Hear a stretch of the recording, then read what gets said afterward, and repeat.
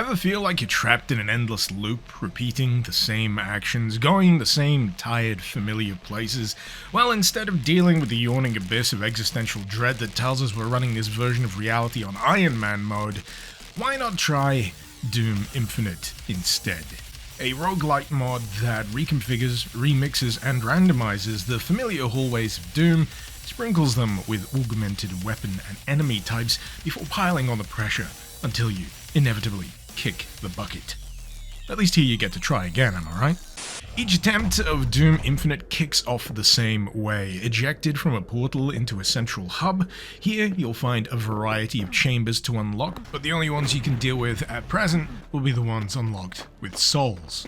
How do you get souls? You get them from killing demons, an act requiring you to head through the hub's main portal, kicking you out into a selection of levels taken from the 3 episodes of the original release of Doom.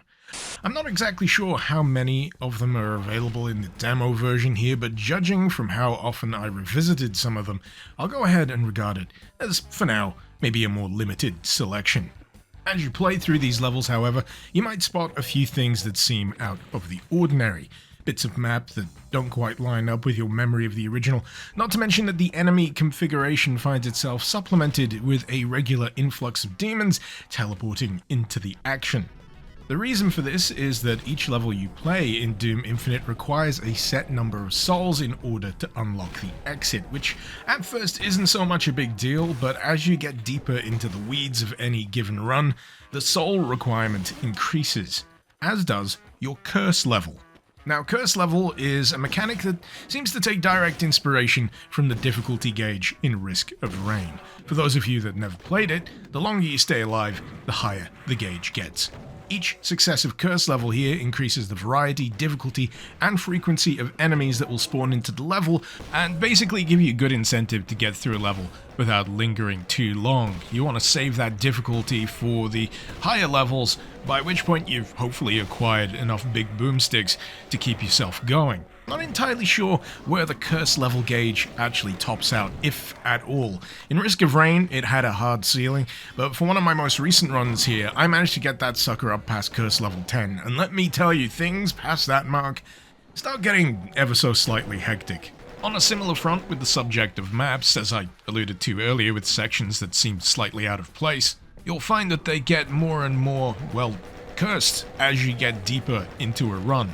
These changes can range from strange bits of level jutting in where you normally wouldn't have them, to wholesale extra bits of level sometimes bolted onto the side. This even extends to certain environmental effects. The weather may actually change, resulting in legitimately gameplay-altering scenarios such as view-limiting dust storms, acid rain that will harm you if you stay out in the open, to just regular rain. And for those of you thinking, well, a lot of these levels don't actually have open sections, well, that's where Doom Infinite will throw a spanner into the works for you and occasionally just remove the roof from certain sections of level so it can insert such environmental effects. Effects, I might add, that can actually trigger mid-level, which is mind-blowingly cool. Such switch-ups also extend to hurt floors, which come in randomized varieties across each particular level. Sometimes it'll swap out regular murk water for boiling blood, purple sludge that'll slow your movement speed to a crawl, or maybe just, nukage, the classic. Truth be told, once you reach about level 6 onwards in a run, that's when levels just outright start doing their own thing. They may say that they're riffing on an original map, but let's just say the interpretation is somewhat avant-garde. Don't get me wrong, still pretty cool, and certainly plays into that sense of escalating chaos as you get deeper into the weeds. To aid you in the fight against this ever-encroaching tide of demonic entropy, Doom Infinite grants you a power-up each time you return to the hub, and this can be broken up into 2 types, that being active and passive items. The passive roster here comes in at a quite impressive number with 135 different entries. A lot of them are locked until you fulfill certain criteria, and in terms of what I've ran into so far, I've ran into passives that grant start level invisibility, increases to max health, items that turn damage dealt into potential to freeze an enemy, and even objects that cause fear or even grant you something interesting such as a small orbiting sun or maybe a shotgun drone. In comparison, the active power-up roster is much more conservative, coming in at a trim and tidy 25. As a result, it's generally much rarer to see one of these popping out of a treasure chest, and as the name may imply, actives require activation via a dedicated hotkey. Of these I've experienced so far the Baron's Hand, which chucks a highly damaging Baron projectile which can also pierce, the Stigmatic Cross that takes 25% of your health each time in exchange for boosting other attributes, and the Amulet of Death, which rather aptly unalives everything in a certain radius around the user, including the user themselves.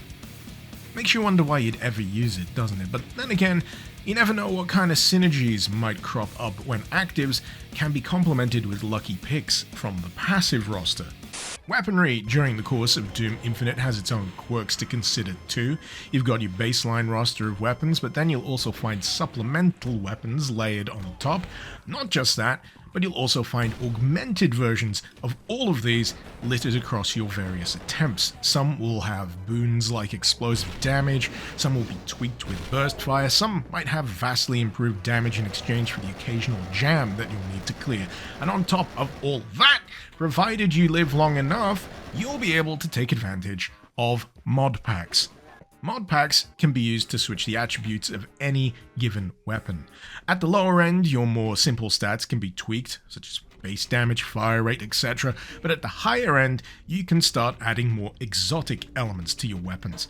The catch, of course, being that Modpacks, at least in my attempts, turned out to be kind of rare, and the cost of those big-ticket upgrades ended up being reasonably far out of reach. That said, the possible applications are well worth keeping in mind because whenever you have the opportunity, you could potentially end up with something like this. It comprehensively shreds, and it was mine for the cost of 5 mod packs and switching the ammo type over to Vulcan.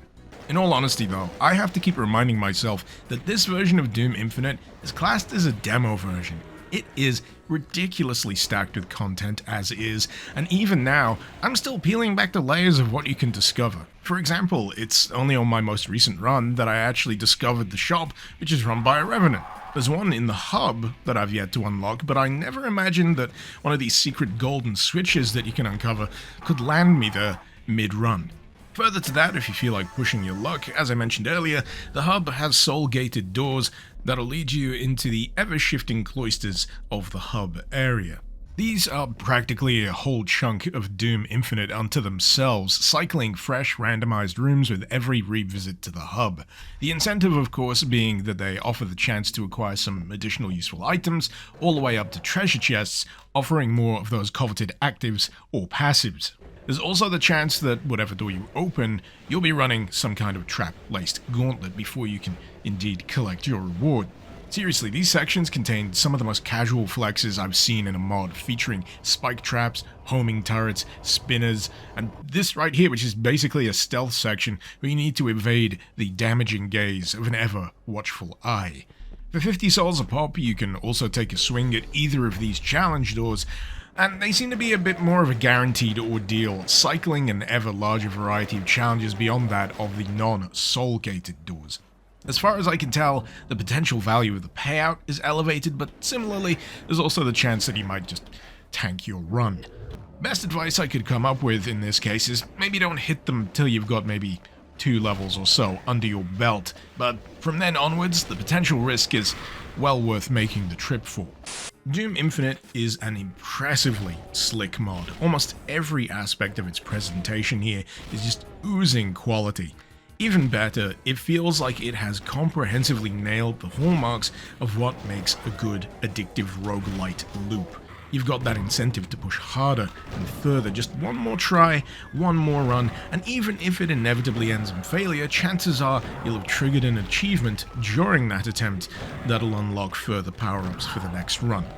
In all seriousness, I am genuinely impressed by Doom Infinite. This feels like it popped out of absolutely nowhere, and it has grabbed me and refuses to let go. And it's, as I say, just the demo version. Good grief. I've not even gotten into how varied the enemy types can be. This actually leverages the full roster from Doom 2 and then some, and on top of that, applies various attributes to the monsters depending on the curse level. I don't know what half of this stuff does. All I know is it makes them at least 50 times more intimidating to face. There was one time with a Baron that did a ground pound attack, I just about shat my pants because I wasn't expecting it. Lord knows what's going to happen when I actually get good at this and push that curse level even higher. I am afraid and slightly aroused, but in either case, I would heartily recommend Doom Infinite. Even in demo form, it might as well be full-fledged at this point. It's so absolutely rock solid.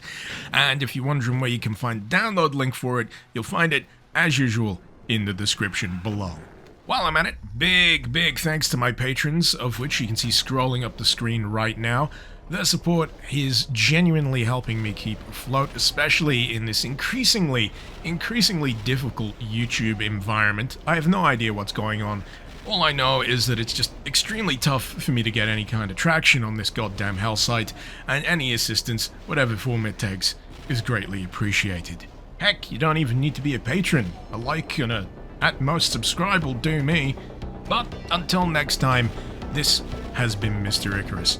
Thank you very much for watching. Icarus out.